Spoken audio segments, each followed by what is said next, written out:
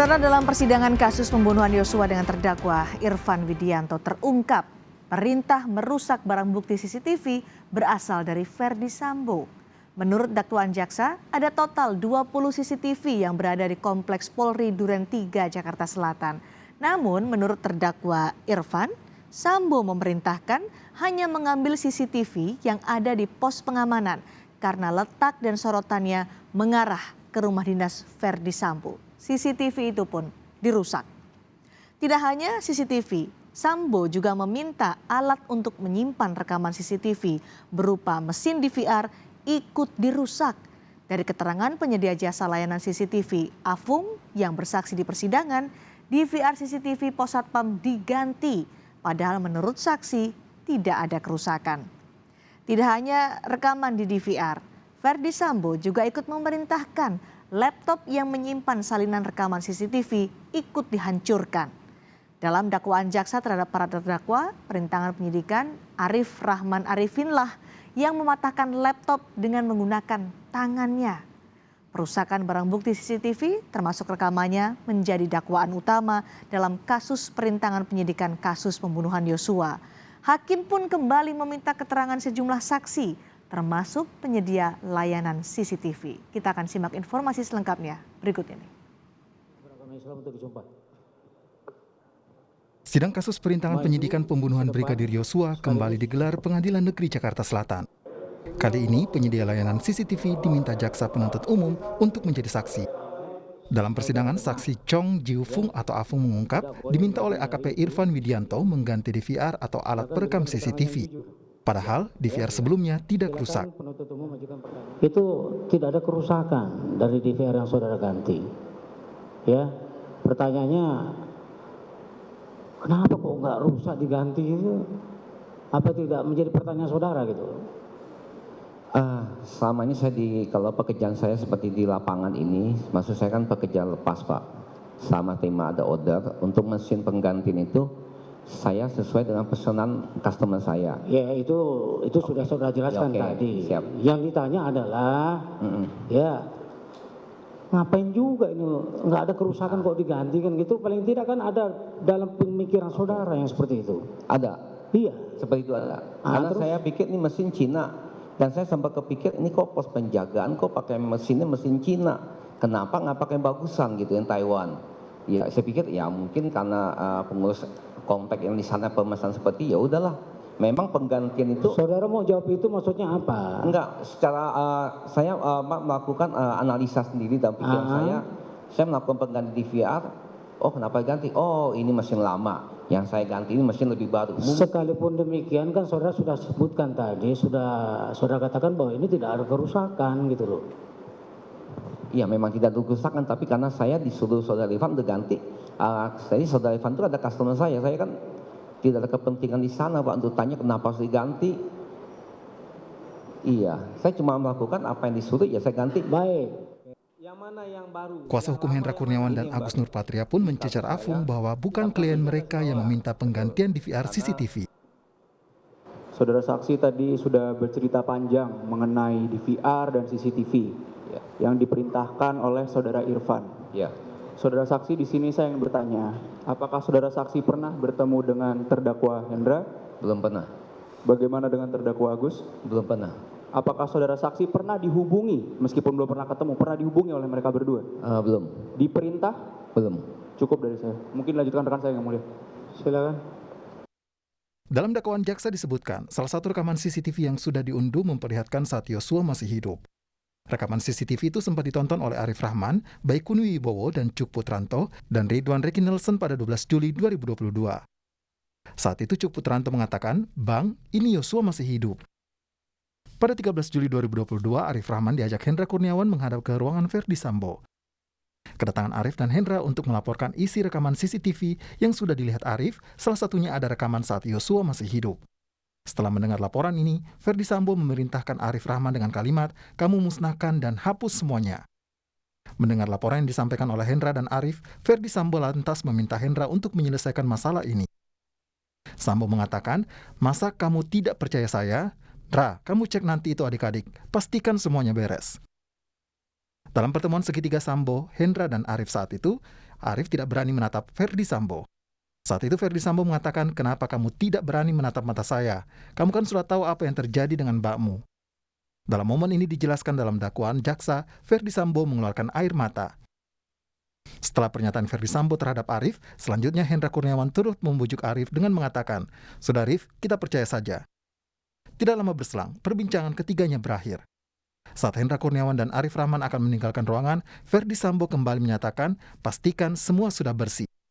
Kesaksian Afung mengungkap adanya upaya perintangan penyidikan dalam kasus pembunuhan berencana Yosua. Tim Liputan, Kompas TV. Kami tanyakan kepada penuntut umum.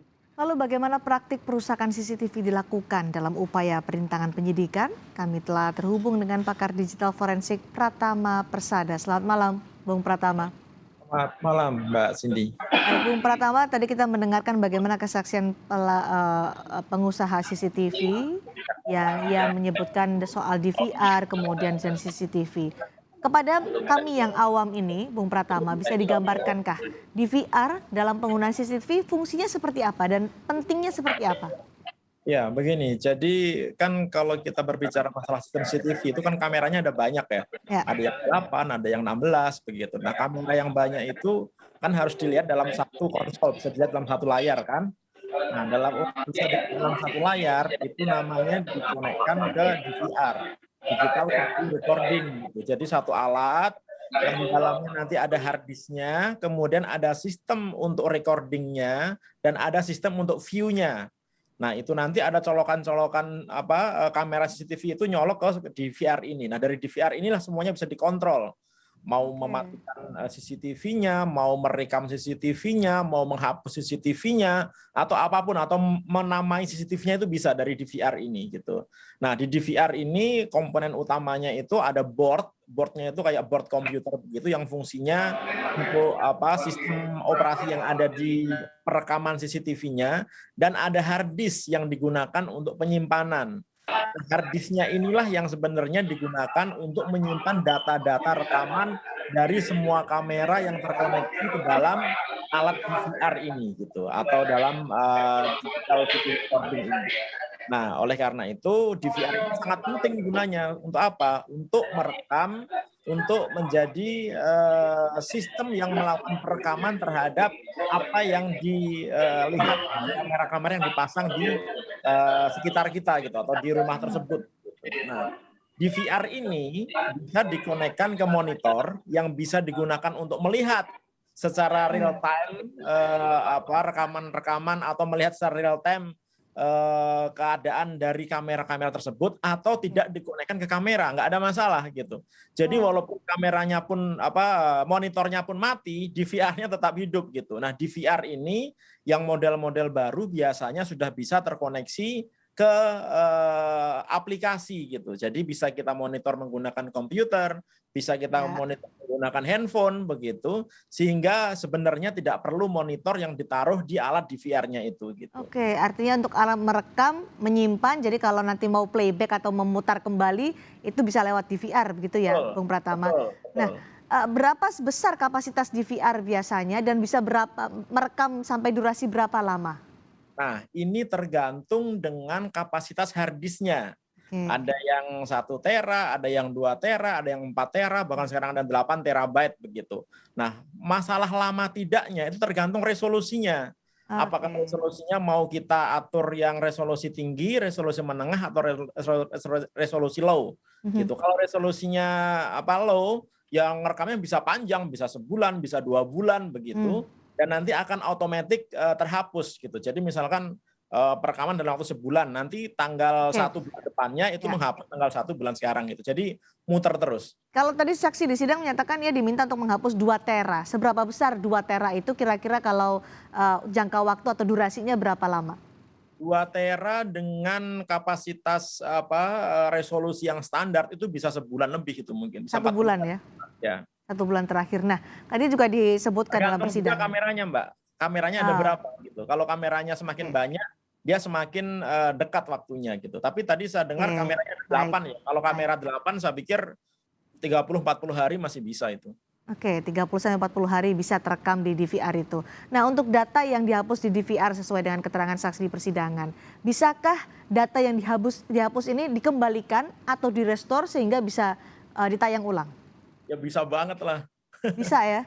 Nah, bisa sekali gitu. Selama selama hardware-nya itu tidak benar-benar rusak begitu, tidak rusak hancur lebur gitu, data tersebut masih bisa direcovery gitu. Bahkan kalaupun terbakar sebagian, itu masih bisa beberapa datanya direcovery begitu. Kecuali kalau yang menghapus pinter gitu. Dia menggunakan tool khusus untuk melakukan erasing gitu, melakukan penghapusan begitu, karena ada tools khusus untuk wiping isi dari hard disk itu sehingga tidak bisa direcovery. Nah, kalau itu memang agak susah Permanen. sekali gitu.